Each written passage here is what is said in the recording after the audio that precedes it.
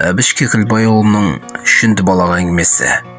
Кішкентай бұйығы ауылдан соғысқа аттанған текес қайырып майдан даласында мерт болады. Артында Ажар есімді жас жесір Бәтес пен Керім атты қос қолына қалады. Аңша Маңқұл аң аулап әкеліп елді асырайды. Бұл ауылға неге екені белгісіз аюлар құмарақ. Әне бір жылы Ахметші деген аңшыны сол аюдың бірі қан-жоса етіп өлтіріп те кеткен.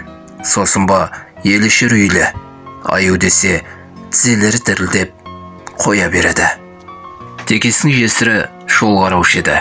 Сондай күндердің бірінде ол үш түгейлі жоғалады. Елдегі үлкендердің пайымдауынша оны аю арқалап алып кеткен. Оны іздемеген жер қалмаса да не өлі не тірі денесін таппаған. Содан күдер үзгенді. Арада біраз уақыт өткенде аңша Маңқұл ойламаған жерден жоғалған Ажарды тауып алып атына мінгестіріп оралады. Сұрағандарға аюдың үңгірінен тапқанын айтады. Анасын күте-күте көз жасын көл еткен жас қыз Бәтес ақыры қызылша шығып шетінеп те кеткен. Енді кішкентай Кәрімі ғана қалғанды. Бірақ Кәрім ұсқаны келіспеген. Әбішше айтсақ, қобыраған шаш қара мүйізденіп жарылып кеткен үсті басы қорғанышты өз анасынан өлердей қашқақтайды. Оған жоламай қояды.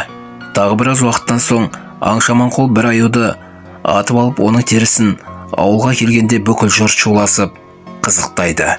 Тек оған аса мән бермеген Ажар ғана. Әңгіме аяғында аю терісін өзімен бірге сүйрелеп ала кетіп, баяғы үңгір аузына жетіп, жан тапсырған Ажарды бейнелеген.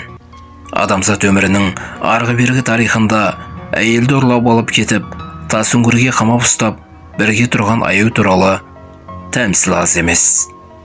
Әр қаламгер өзінше түйін жасап, өздерінше астар-астарлап жатады. Ал Әбіш шығармасы не дейді? Ерінен ерте айырылып, тасмаңдай тағдырынан еш пәтуа таба алмаған, ортасынан опа көрмеген, шылаулы жанның қос қолын төбесіне қойып, айуандар арасынан жылылық істегені ме? Еріксіз дегеніне көніп, аюға бауыр басқан әйел өз ортасына орала қоюы екіталай дегені ме? Қай заманда да адамды шексіз сүюдің шынайы үлгісін көрсете алатын, көрсетіп те келе жатқан әйел заты аю сияқты айуанға да жүрек жылуын бөлісе алады дегені ме? Әлде айуан екеш айуанда да жаманшылыққа қия алмаған бауырмал жүрек бұлқынысы ма? Қайсысы? Қай жағын айта алмадық? Астарында не жатыр?